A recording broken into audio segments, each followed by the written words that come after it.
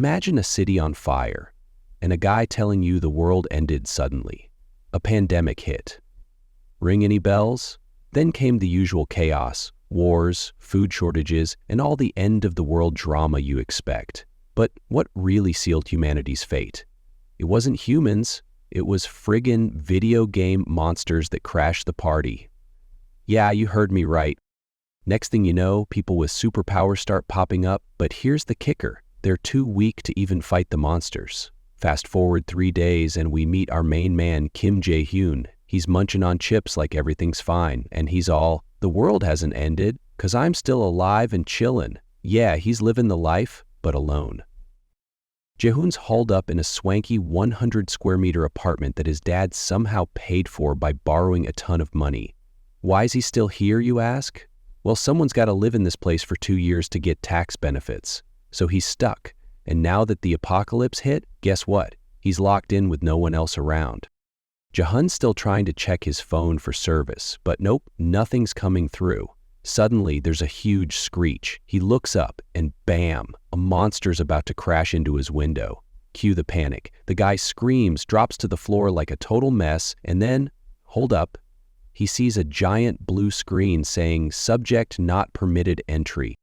Turns out, Jae-hyun's got a pretty sweet passive ability called the Ultimate Shut-in House Declaration, which means no one can enter his place without his say-so. That's why his apartment's still standing while the rest of the world's in chaos. Now he's stuck in there, trying to get the door open like a frustrated toddler, kicking it, screaming at it, and sulking in the kitchen. The ability's cool, but it also means he's trapped. To make matters worse, his fridge is losing power, and he knows food's about to become a big issue. So Kim Jae-hyun's surviving on the scraps from his fridge, but he knows it's running low.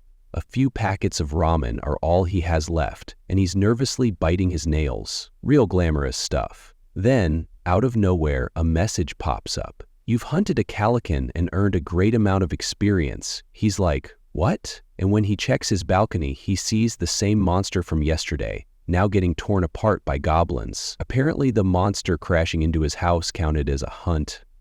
Who knew? But the best part? The monster's body just poofs into thin air, and suddenly Jae-hyun's wallet gets a little heavier, 2.2 million won, straight in. Now that's some apocalypse hack right there. As if things couldn't get weirder, the electricity comes back on and his house starts working like it's 2019 again. The fridge lights up, the stove's on. He's living the dream. He's hyped. Really, really hyped. But then, of course, his phone's still useless. No service. Classic. He spots a USB lying around and plugs it into his computer.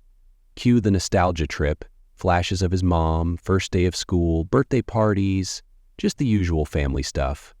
But now he's all emotional, thinking, I gotta get them here. Survival mode kicks in. Then the system hits him with a new feature. He can buy stuff at original prices. What? He checks his wallet and sees a whole list items option. Ooh, it's like a shopping spree, except for the fact that he can't leave his house. There's a barrier keeping him trapped, just like his dating life, forever confined. But hold up. If he hunts monsters and levels up, maybe, just maybe, he can get a skill to break out of this place. He looks at the goblins outside and his brain starts working. All right, maybe I can kill those goblins? Now it's time for some real action. He grabs a water bottle, chucks it out the window, and sees that it actually flies outside the barrier. Sweet. Then he picks up a dumbbell ready for some serious goblin hunting. He launches it like a pro, praying it doesn't miss. Boom, the dumbbell hits the monster's corpse, scaring the goblins. Jae-hyun's got a shot now. Let's go, baby. Jae-hyun's sweating bullets, thinking he's totally screwed. All he's got left is one more dumbbell, and he's starting to panic. There's nothing else in the house he can use as a weapon, and he's definitely not strong enough to hurl a TV or computer. As the goblins keep screeching, he notices they're all staring at him, and one of them's even holding his dumbbell while pointing at it like it's a prize. Uh-oh, he's been caught. The goblins start charging his way, and Jae-hyun's mind races. But hey, not all hope is lost.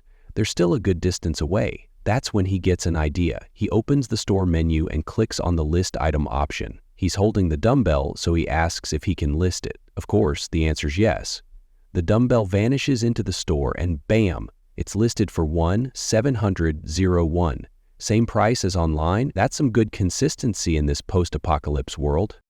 Feeling lucky, Jae-hyun buys 2 more dumbbells and watches them materialize right in front of him. His excitement is palpable, like a kid getting his first video game console.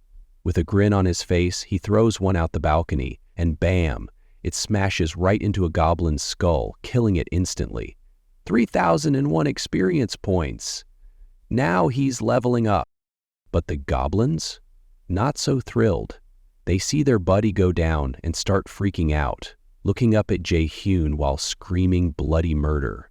In the chaos, Jae-hyun throws another dumbbell, but this time misses. Because of course he does. He's annoyed, but decides to buy 3 more sets and try again. 3rd time's the charm, right? This time he nails it. 1 more goblin down, another 2,501 experience points. Plus, he gets a shiny new skill. Jae-hyun's feeling the RPG vibes now. He checks his new skill, and guess what? He can now store items in an alternate dimension. What a flex. Jae-hyun's eyes light up as he sees the option to summon his items from storage. He opens it up and poof, a dumbbell materializes in his hand. Now he can summon stuff wherever he wants. Feeling bold, he decides it's time to go big. He opens the storage window, focuses, and suddenly, dumbbells rain down from the sky like some kind of chaotic artillery strike, obliterating goblins left and right. It's like watching a one-man army take on an entire horde, and honestly, it's pretty sick. The goblins are just standing there, staring up in pure horror as Jae-hyun racks up tons of experience points. He's on a roll, even getting a sweet 55001 XP. He's practically glowing with excitement as the system asks if he wants to list more items. Oh hell yeah, he thinks. So, he adds a bunch of stuff to his store, like ramen, rice, and a ton of other. That's it for chapters 1 and 2. Thanks for watching. Don't forget to like, share, and subscribe to our channel for more manhwa recaps. But then, his money count goes down.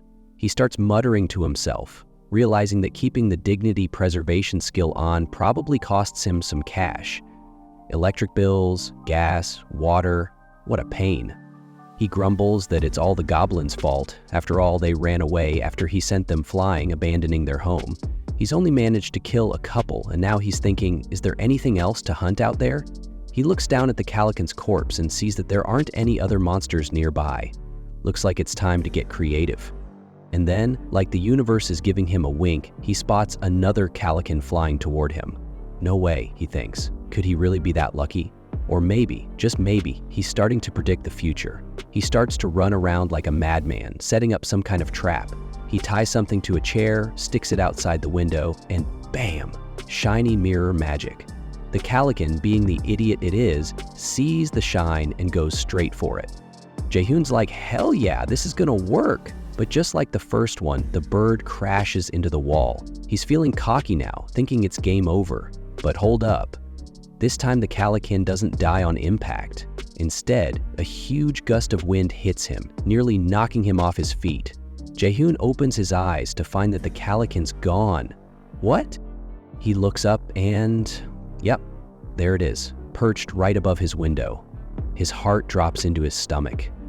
The bird raises its beak and slams it down, trying to peck its way in. But no dice, the barrier holds. Jae-hyun gets spammed with notifications about unauthorized entities attempting to enter. Now he's really starting to panic. He opens the store menu again, thinking there's gotta be something he can do. He looks at his list of items and realizes that the calculation thing only works if the corpse is nearby. His goblin kills haven't always worked out the way he hoped, so he's gotta figure out a new plan, fast. What does he do? He remembers he's got a stash of canola oil. Yup, you heard that right, a light bulb goes off in his head. He buys 10 bottles, like he's setting up for the world's weirdest cooking show. It's time to bring the heat. He grabs all the bottles, bolts to the kitchen, and fires up the stove. With a chef's kiss, he starts dumping all that oil into a pot. Next, he grabs a broomstick, ties a towel around it, and dunks it into the oil. Is he making dinner? Nope. He's prepping for a showdown with a flying nightmare. After opening the store, he lists the boiling oil as an item, because why not? And then, hold on to your hats. He lights the broomstick on fire, turning it into a DIY flamethrower. The Calican's still outside, trying to peck its way in, and Jae-hyun's ready to roast some bird. He pops open the window, steps outside with his flaming torch, and calls down the boiling oil. As the hot liquid starts raining down on the Calican's head, it goes wild, screeching in pain. This is his moment. Jae-hyun throws the flaming broomstick at the bird, setting it completely on fire. It's like something straight out of an action movie. The Calican crashes down into the parking lot with a thud that makes Jae-hyun's spine tingle in disgust. The bird lets out one last horrifying screech before it burns to a crisp. Jae-hyun's smiling. It worked. The system tells him he just took out a level 27 Calican. Not only does he level up twice, but he gets a shiny new skill for his trouble. Oh, and the loot? Since it's close enough, the body's being processed, and Jae-hyun rakes in almost 10 million experience points. Absurd, right? But the fun doesn't stop there. His apartment starts shaking like it's in an earthquake, and for a second, he feels like time's slowing down. His chest hurts like someone just punched him, and suddenly, boom, the house territory expansion kicks in. The whole building feels like it's going to collapse. The neighbor's table is even shaking. What the heck is going on? Kim Jae-hyun is just standing there, shocked that his neighbors are still alive in the middle of this mess. He's like, what the hell is going on? Then, just as everything feels like it's spiraling out of control, an aura starts to fade around him. He suddenly gets hit with a flood of info about the family next door. We learn that the dad, Choi Hyung-jun, is in his late 30s and the mom, Park Hee-hwan, is about the same age. They've got two kids, Choi Na-yoon, who's 6, and little Sol-yoon, who's just 3. Jae-hyun's like, okay, cool, but what do I do with all this info? Suddenly, the system asks him if he wants to give them citizenship. Jae-hyun starts running for the door, but then freezes. What happens if he doesn't grant them citizenship?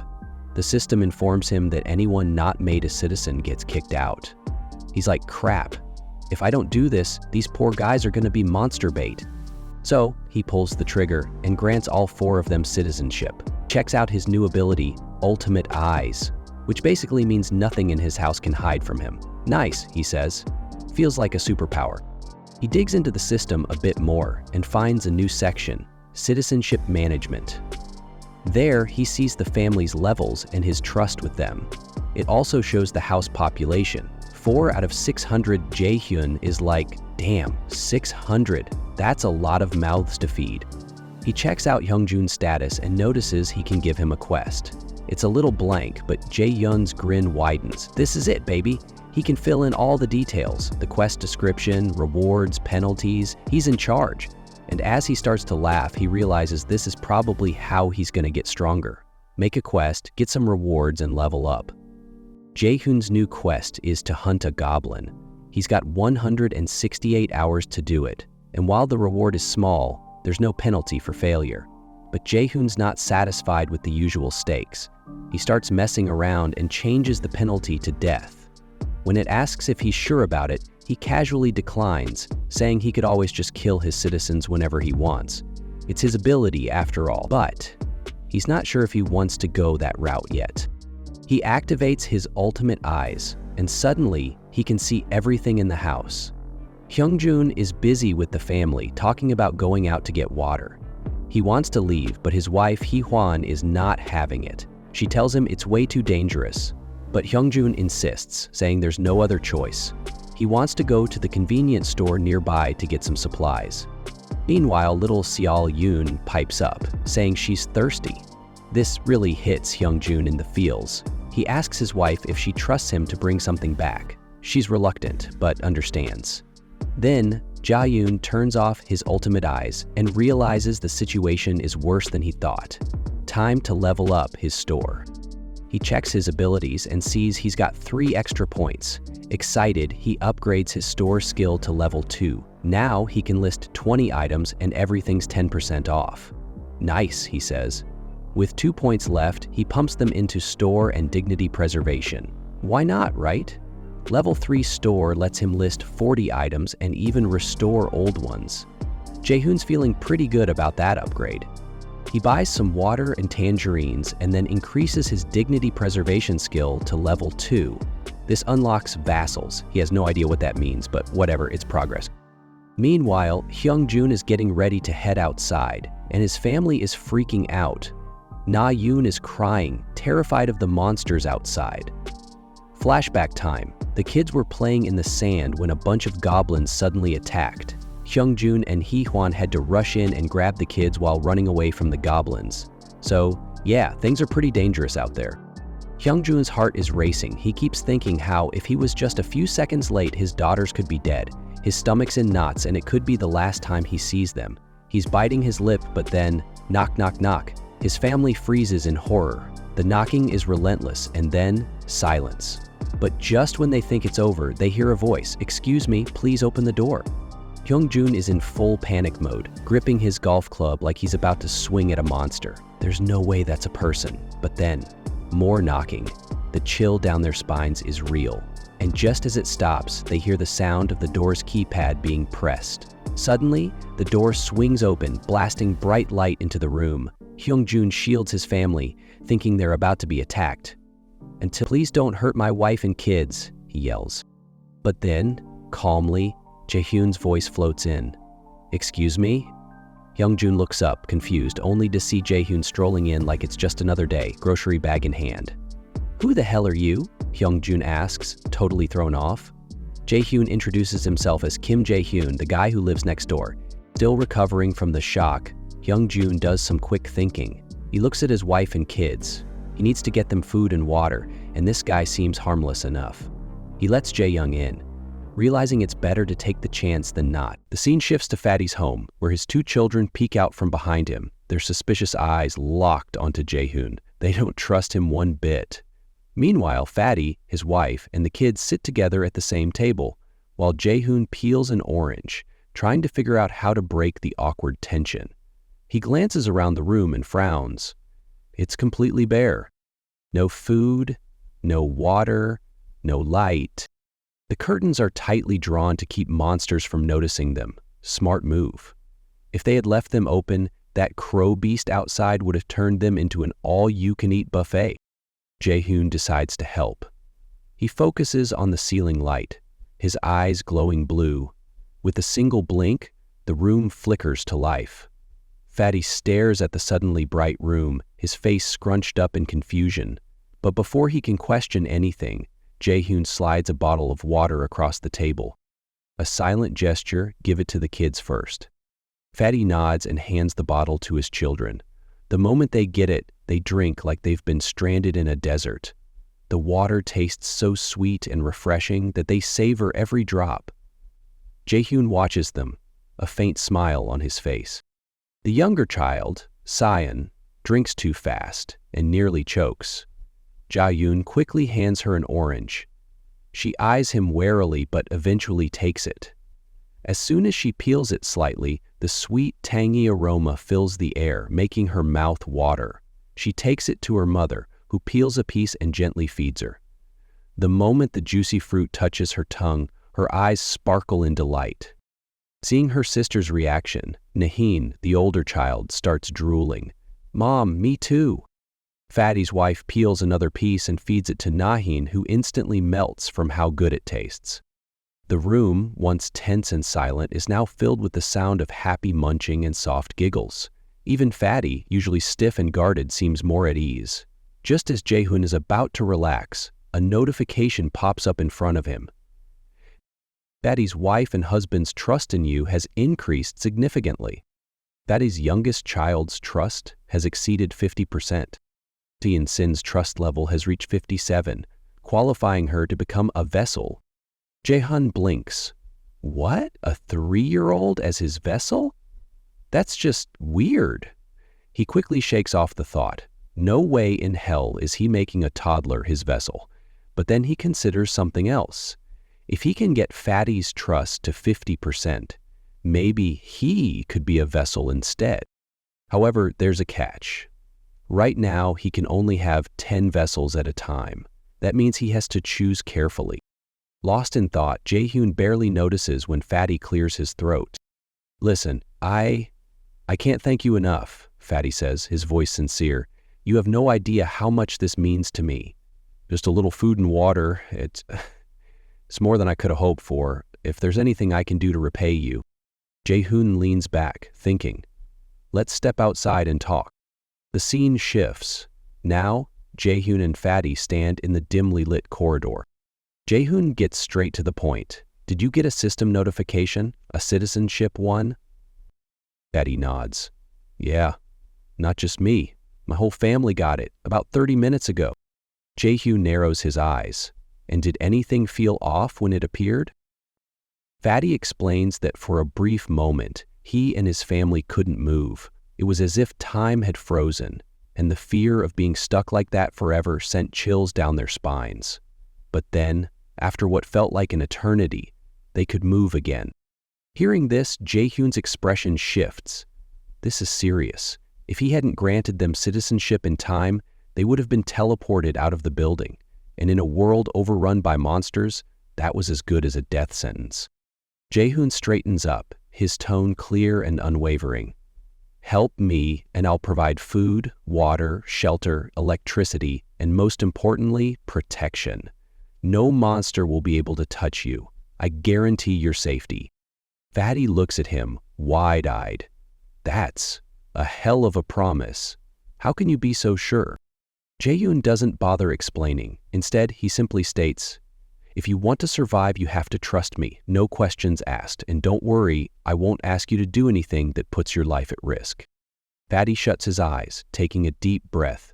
His gut tells him Jae-hoon isn't a bad guy, but still, nothing in this world comes for free. All right, Fatty says, opening his eyes. But what do you want in return? Jae-hoon leans back and shrugs. Nothing big. Just a small favor. Fatty, who was bracing himself for some dangerous demand, breathes a sigh of relief. His trust in Jae-hoon rises, and with a warm smile, he calls him brother. Jae-hoon smirks slightly but doesn't dwell on it. Instead, he points at the golf club Fatty had earlier. How much did that cost? Fatty blinks, confused. The golf club? Why do you care? Jae-hoon pauses, looking almost offended when he hears the ridiculous price. No way could he afford to list something that expensive in his store. With a quick shake of his head, he drops the subject. Forget it. We'll talk about it later. Switching gears, he asks, do you remember the exact day the apocalypse started? Fatty nods. It was the weekend. I had taken my kids out to play when, out of nowhere, a horde of goblins swarmed us. Scariest damn day of my life. Jae-hoon listens, piecing together the timeline. That day, he was chilling in his room, living the true shut-in dream. Maybe that's why he didn't get caught up in the first wave of destruction.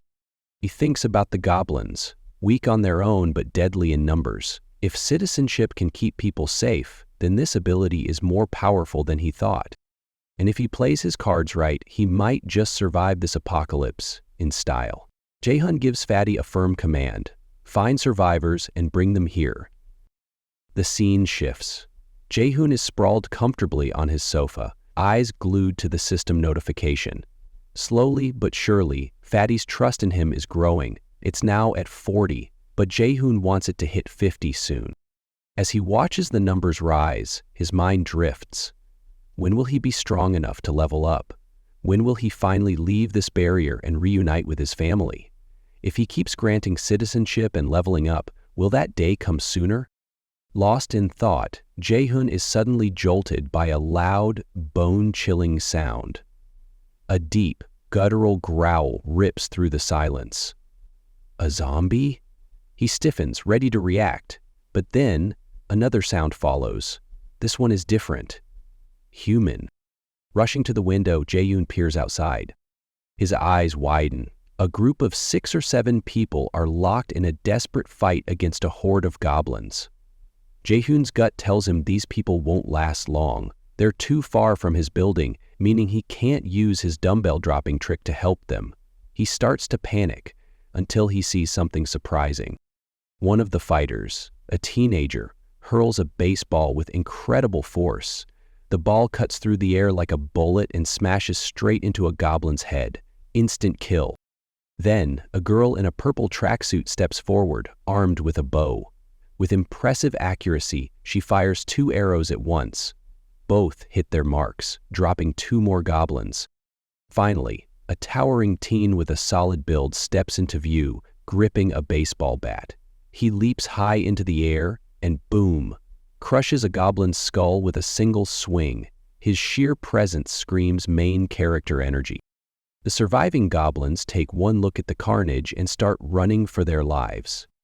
Suddenly, the girl in the purple tracksuit hears a sharp noise behind her. She whips around expecting danger, only to find a ramen packet lying on the ground. Confused, she picks it up. What the? Then, she hears another strange noise. Looking up, she spots a shadowy figure standing on the rooftop. It's Jaehoon, waving like a man trying to get a girl's number at 3 a.m. She stares, completely baffled. Meanwhile, Jaehoon is silently begging her to get inside the building before more goblins show up. Just then, a knock at the door pulls his attention away. Turning around, he sees Fatty. Jaehoon waves him in, but the second Fatty tries to step inside, bam, he's blocked by an invisible force. A notification pops up. Access denied. Jaehoon raises an eyebrow. So even if I invite someone in, they still can't enter? Interesting. He briefly wonders if a vessel could bypass the restriction, but for now, he shelves the thought. Stepping outside his room, he checks the supply box, then turns to Fatty. Go home and grab anything cheap that can be used as a weapon. After Fatty returns with a handful of makeshift weapons, Jaehoon wastes no time.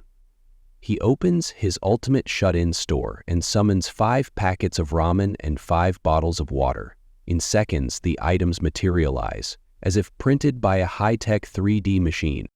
Fatty stares in pure shock. What the hell? For the first time, he sees Jaehoon's abilities in action. Jaehoon gathers the supplies into a box and hands it to Fatty. Take this outside. That's your next mission. Fatty's face twists in concern. But there are still goblins out there. Jaehoon smirks. Not anymore. Fatty hesitates, but ultimately trusts Jaehoon's words. Jaehoon explains that food has become more valuable than gold. A single packet of noodles now sells for millions of won. But he has a bigger plan. If he provides food to the awakened hunters outside, they will see him as their leader, their king, and follow him without question. Jaehoon smirks to himself, knowing he's using Lil's infamous slavery technique. The logic is simple. Feed people, quench their thirst, and soon enough they'll be bound to him, whether they realize it or not. Fatty, trusting Jaehoon completely, agrees to deliver the box. Jaehoon quickly creates a new quest for him: drop off the food and water outside. As a reward, Fatty will earn some experience points. What Fatty doesn't know is that these quests and rewards aren't some divine system. They're entirely made up by Jaehoon. But Fatty is too excited about gaining XP to even question it. With the box in hand, Fatty heads downstairs. Though nervous, he grips his golf club tightly as his weapon. Finally, he steps outside. Instantly, fear crashes over him. His mind screams, "Drop the box and run." As he bends down to place the box, he hears footsteps. Fatty freezes, every hair on his body standing up. A black shadow looms to his left. His mind spirals into panic. It's a goblin! A bloodthirsty, flesh-tearing goblin! His heart pounds. He tries to retreat toward the building. Fatty loses his footing and the box of food and water crashes to the ground, spilling its contents everywhere. Flat on his back, paralyzed with fear, his face turns bright red. His breath comes in quick, panicked gasps. The footsteps grow louder, closing in. Tears well up in his eyes as he whispers, "Please don't eat me." Summoning all his courage, Fatty finally cracks his eyes open.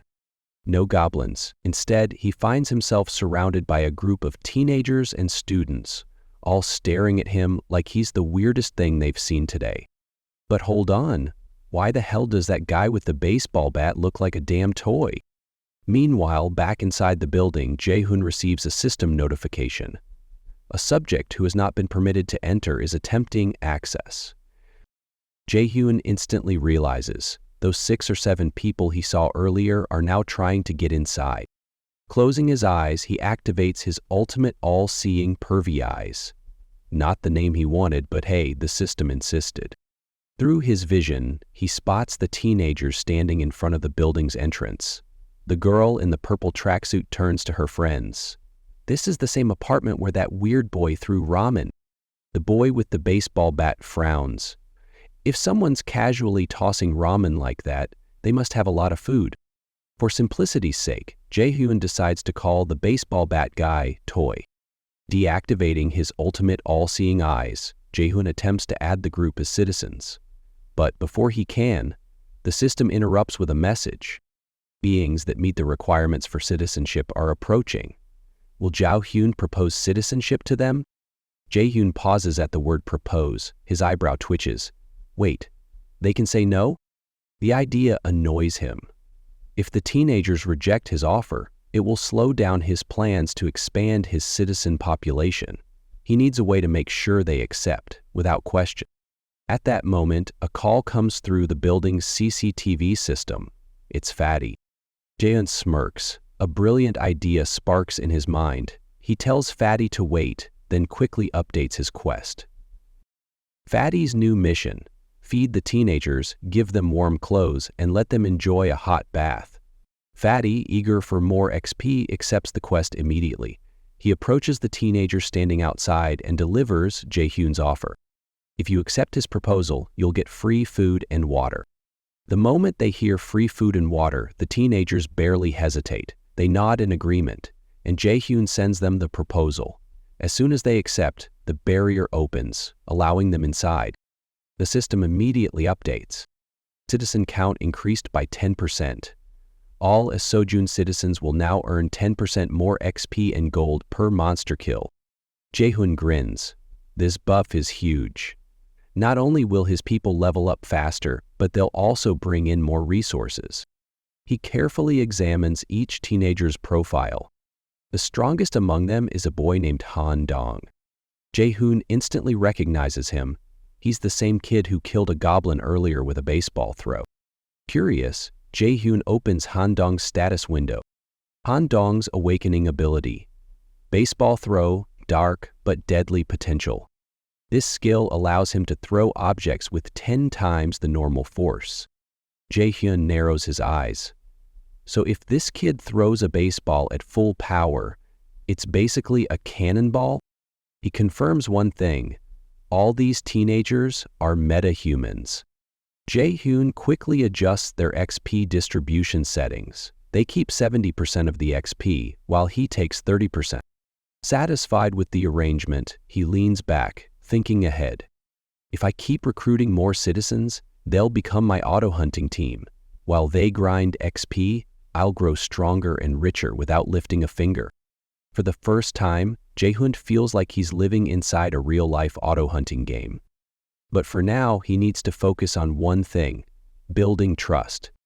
Surprisingly, he notices their trust in him is already increasing, even without doing much. That was easy. Jae-hyun decides to observe further. Meanwhile, inside the apartment, Fatty leads the group to his home. His wife, seeing the group of strangers, looks utterly confused. Fatty scratches his head, apologizing. He quickly explains that they need food and warmth. After a long pause, his wife sighs. I married an idiot, she thinks. But she still heads to the kitchen and begins cooking. Jae-hyun, watching through his all-seeing eyes, nods in approval. The foundation of trust is being laid. This is just the beginning. As they wait for the food, Han Dong turns to Fatty. What kind of person is Jae-hyun? Fatty blinks. Honestly, I don't really know. The entire group looks surprised. Fatty shrugs. I only met him recently. He's just my neighbor. The teenagers glance at each other. Fatty leans in and adds, but one thing's for sure. He's weird. Like, really weird. Then, after a brief pause, he grins. But he's also kind-hearted, and he does help people. Jae-hyun, still watching from above, raises an eyebrow. Weird? Well, he can't exactly argue with that. Fatty casually mentions that thanks to Jae-hyun, he now has electricity, water, and food. Hearing this, Han Dong feels a twinge of unease. His eyes drift toward his jacket pocket, where the ramen packet Jae-hyun gave them is tucked away. Who exactly is this guy? Han-dong silently comes to a conclusion. Jae-hyun must be extremely powerful and possibly dangerous. Anyone who can casually provide electricity and food in this apocalypse isn't someone to mess with. I need to stay on his good side. Han-dong makes a firm decision. He will do whatever it takes to impress Jae-hyun. His trust in him rises dramatically.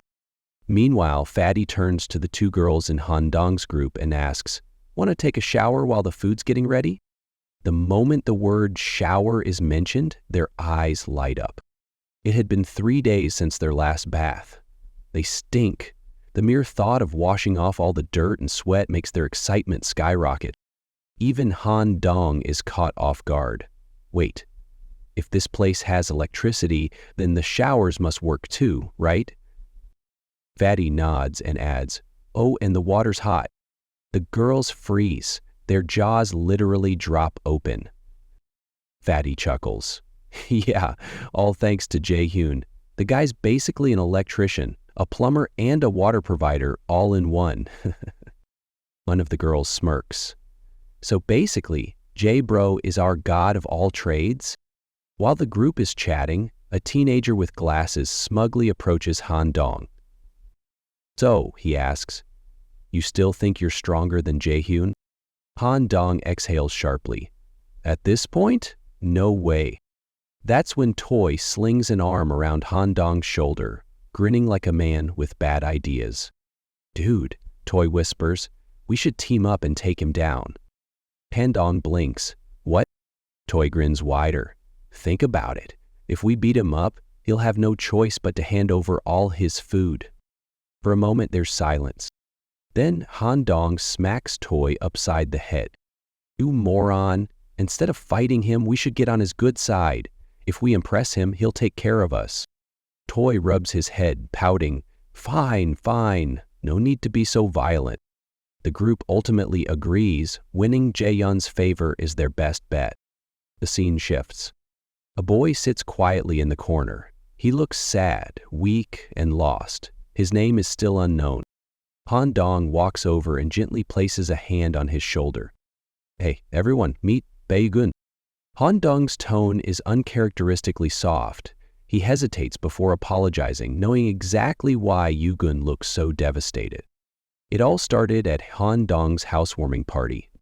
He had invited all his friends, including Yoo-gun, and that's when the apocalypse hit. Yoo-gun's only family, his grandmother, was left behind. That's why he's like this. Yoo-gun barely speaks, but when he does, his voice is quiet and heavy. "It's not your fault, Han-dong. I had to go to that party." Han-dong clenches his fists. "We'll eat first, then we'll figure out a way to rescue your grandmother." Despite his words, Yoo-gun's expression doesn't change. Deep down, he fears the worst. What if she's already gone? What if the goblins killed her? The group starts brainstorming ways to save her. Then, the door slowly creaks open. A heavy silence falls over them. Tension rises. Something or someone is about to enter. Han-dong's grip tightens around his baseball bat. His instincts scream that a goblin has snuck in. But instead of a goblin, Jae-hyun walks through the door. He's holding 2 black bags, dressed in just a plain t-shirt and shorts. Nothing flashy, yet the entire room feels his presence. A powerful aura radiates from him, making everyone sit up straight. In that moment, Han-dong has a realization. This guy, Jae-hyun, isn't just strong, he's their best shot at survival. Jae-hyun steps forward, his expression dead serious. Without hesitation, he looks at the group and says, "I'll help you." Silence follows. Minutes pass as they gather around the table. The air feels heavy, until Ha-won, feeling the tension, awkwardly apologizes. "Sorry, the room's kind of cramped." Han-dong, trying to be polite, shrugs. "Nah, it's fine.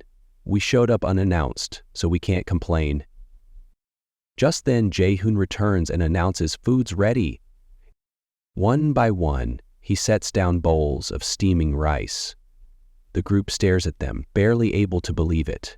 Real food. When was the last time they had an actual meal? Ha-won hesitates, looking a little embarrassed.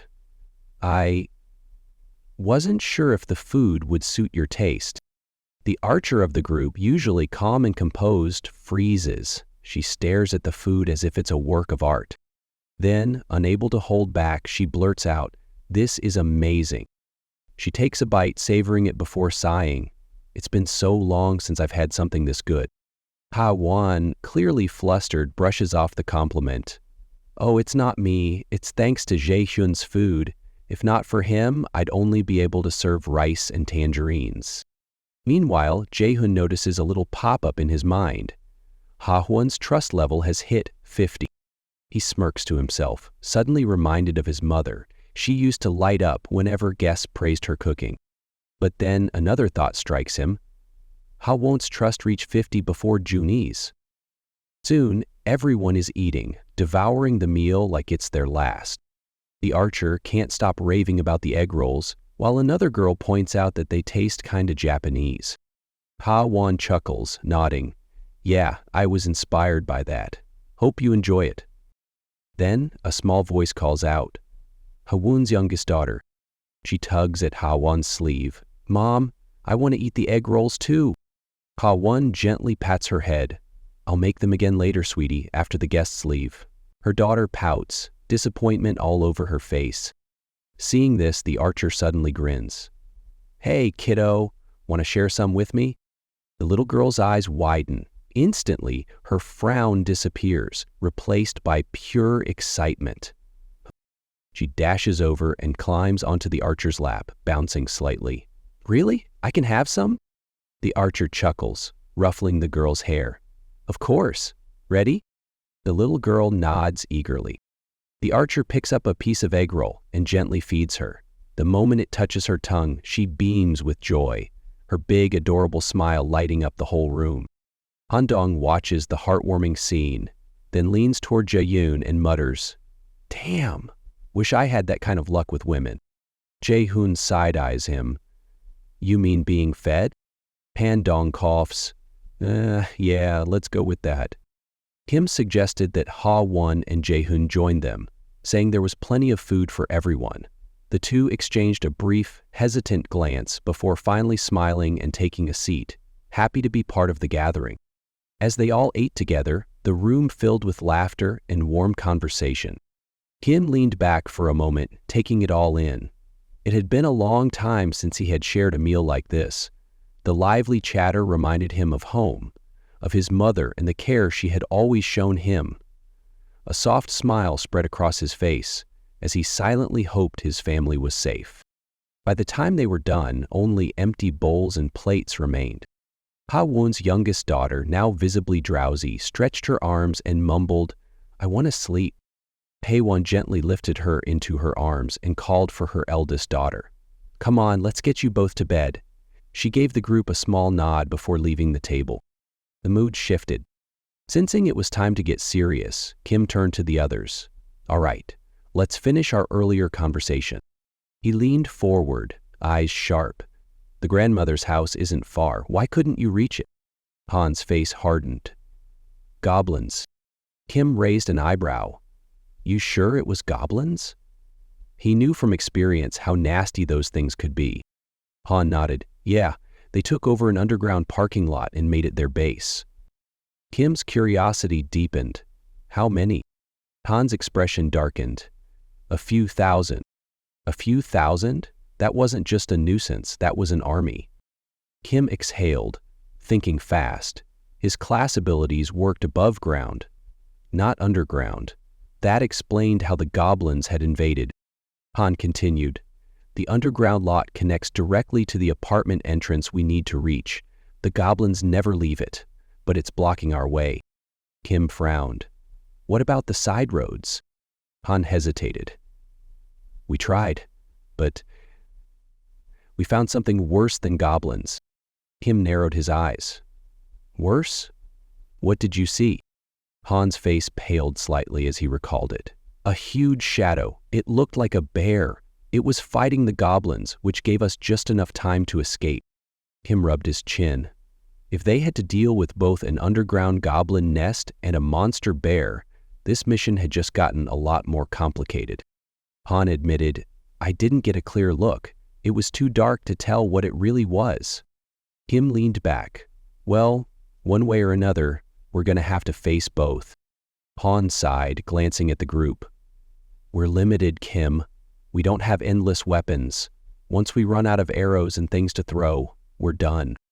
The archer spoke up. "Han and I rely on ranged attacks, but we'll run out of ammo." Kim smirked. "I can fix that." He gestured for Han to hand over his weapon, arrow, and baseball.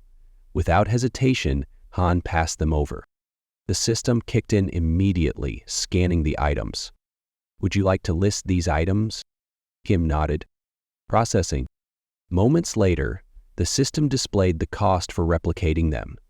Kim confirmed the transaction.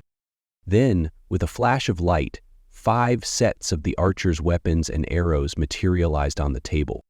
Kim glanced at the group. "If you can't use a weapon, now's the time to learn. This is what we're using from now on." A few of Han's teammates exchanged glances. The system notified Kim that some of them had increased their trust in him. Moon, meanwhile, stared at Kim like he was a god. This guy.